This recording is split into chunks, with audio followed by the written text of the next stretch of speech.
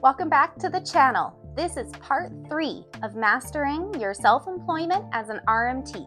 So in today's video, we're talking about the resources and support you need to manage taxes and plan financially as a self-employed RMT. I'm going to cover essential tools like Jane app and QuickBooks, financial planning strategies, how to know if you should hire an accountant, and why it's time to start thinking like your RMT career as a business and not just a job. This is part 3 of our 3-part series on self-employment for RMTs. So be sure to check out part 1 and part 2 if you missed them. Let's get into it. If you're new here, I'm Tyler Bishop, a registered massage therapist. I help new grads and senior RMTs navigate that bridge between education and running your business. So if you're a passionate RMT looking to gain some new skills to how to boost your business, then stick around. Welcome to part 3 of this series on mastering self-employment as an RMT. Today, we're talking about strategy, financial planning, and support. This is more than just taxes. This is about treating your career like a business and making decisions that will grow your business over time. This video is more than just getting through your RMT career and making a bit of money along the way. It's about building a business that grows year after year. Let's jump in. Here's something that's easy to overlook as an RMT. You're a business owner, not an employee. This shift in mindset is huge. When you start thinking like a business owner, you start making strategic decisions instead of getting through the week. You start to see your career as a long-term investment, not just a collection of clients and appointments. So here's what this shift could look like. Instead of thinking, how many clients do I have this week?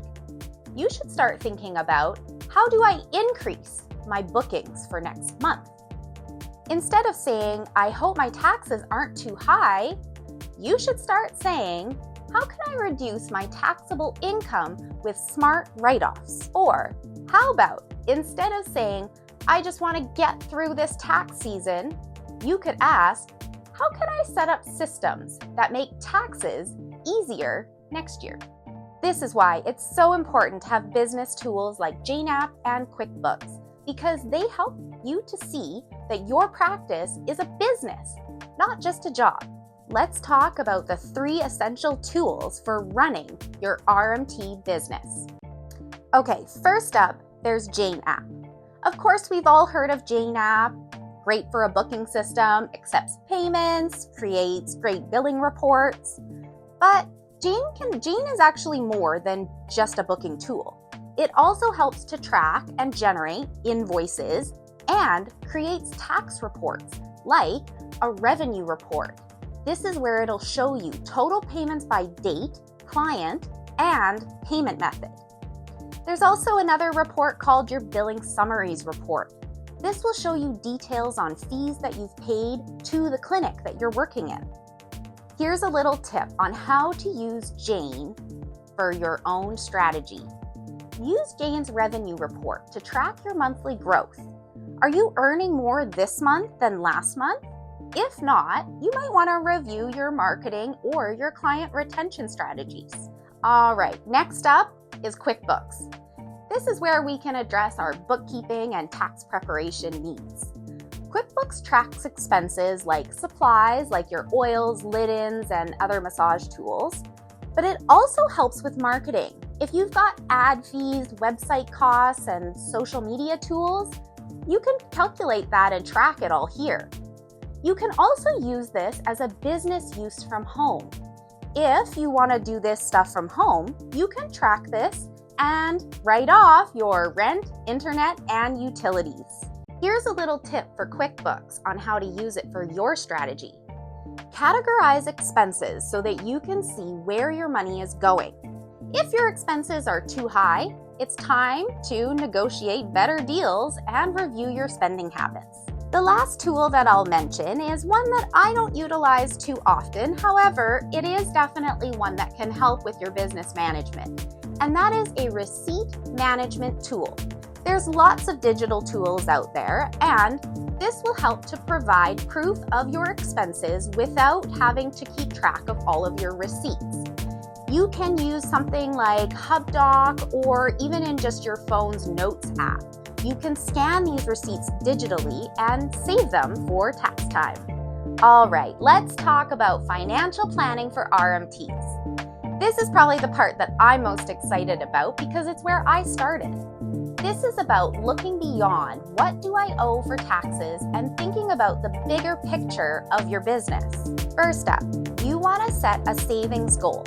Every RMT should aim to save 3 to 6 months worth of living expenses. Why? Because client bookings aren't always consistent. If you get injured or you go on vacation or face a slow season, you want to build yourself a little bit of a buffer. Number 2, create an emergency fund. This is not only important as an RMT, but just in general, this is kind of your number one rule in your financial planning, is to be able to set aside an emergency fund. This is for unexpected expenses, equipment repairs, insurance payments, or any other sudden business expenses. So I've gotten some questions about this in the past about planning for your retirement as a self-employed person. Well, as a self-employed worker, no one is looking to pay into your pension for you, so you're going to need to do it yourself.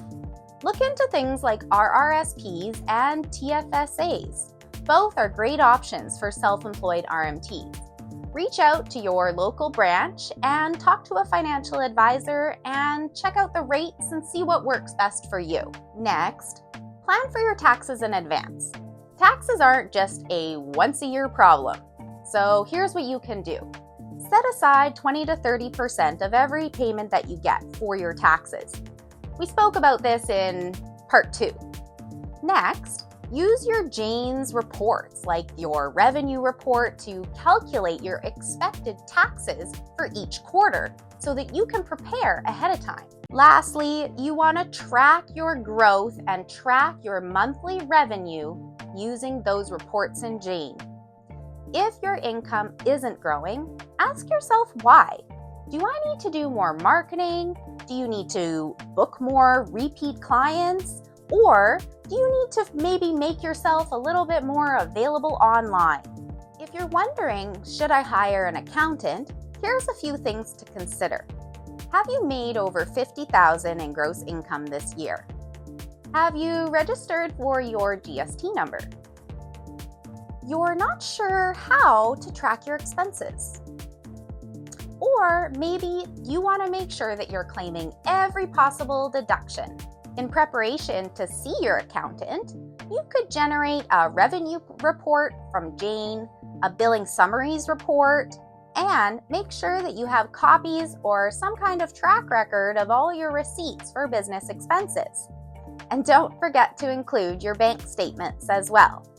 Check out Part 2 for suggestions on how to keep your business expenses separate from your personal.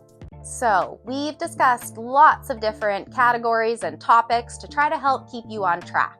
But let's talk about a simple strategy that you can steal from me. 1.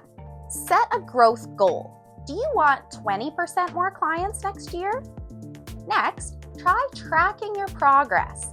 I want to challenge you to use Jane's revenue report to see how you are doing month to month. Lastly, create better systems. Use QuickBooks to automate your bookkeeping and make tax season a lot easier. Okay, let's recap. Treat your career like a business. Plan ahead and save for taxes. Track your growth and use tools like Jane app and QuickBooks. And know when to hire an accountant and what they might ask you for. This is also the first announcement of my new digital tool that can help you bridge the gap between your finances and success. If you found this helpful, don't forget to subscribe so you don't miss out on future videos. I've got some really fun topics to talk about for next year. Drop your questions below in the comments and I'll make sure to answer them in future videos. See you next time.